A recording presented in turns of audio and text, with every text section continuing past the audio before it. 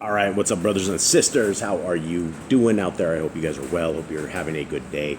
As I am proofreading the final times and reviews of Yah Scriptures before it goes to final print, I just can't help myself when I see these verses, and they're all over the place, and they're Trinity breaking verses. They are the verses that how you have to be reasonable and you have to think about this. And this isn't the only one. There's many verses out there that talk about when Messiah talks about he and his Father, him being on the right hand of his Father, things of this nature. So this comes out of Revelations 3, and it is verse 21. And it's a great verse, and it's a great read too.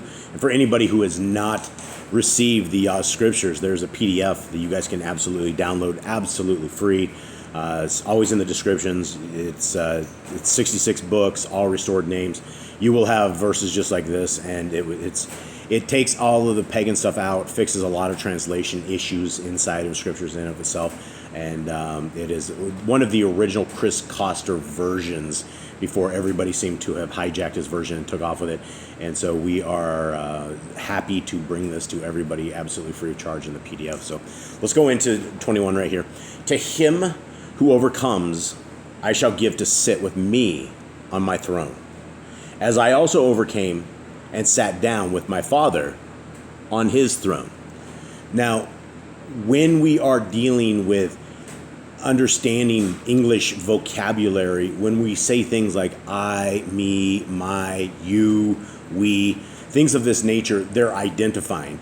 If I was talking about myself, I wouldn't say we. I wouldn't say, well, we, Jason, are going to head down to the store today and pick up groceries. I would say something like I would go down there, and when I'm referring to myself, right? There's no way. And if I was talking to you guys out there, and I would go, how is all of I today, right? We're referring to you, right? It doesn't work like that. So when we talk about things of my Father, our Messiah, Yahushua, Jesus the Christ, Yeshua, however you want to call our Messiah, the one who died and who came and did it for all of us, he's identifying his Father. He goes, my Father. He also identifies his Father's throne, right? And it's great because he's talking about himself along with his Father. It's not a same thing. If he was the Father, this would not sound anything like this.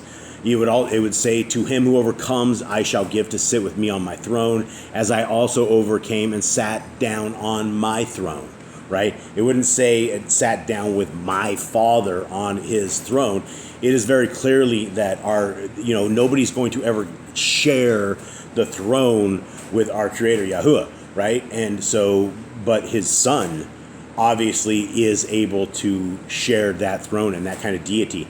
And it is simply because of it's not simply because, but it is because of his sacrifice for the human race, for his Father's creation.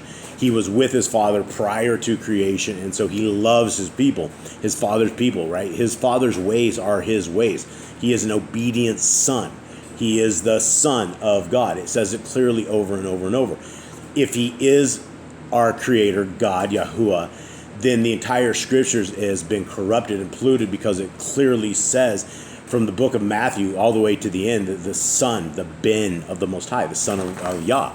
And so clearly as well, also in prophets and other people who have put out Scriptures, all the way through from Genesis all the way to Jude, the Revelation, all of it, it clearly talks about the Son. It talks about the Ben. In Ezra's days, it talks about the Son of the Most High. Never once does it say the Most High is the one who's going to come down and get beat up, mugged, just tortured to death, literally to death. And as he looks upon all of these evil people that are spitting on him and cursing him, and he's just in so much torment, he says things like, Father, forgive them, for they know not what they do. He's talking to his Father. He's talking to his dad, his pops.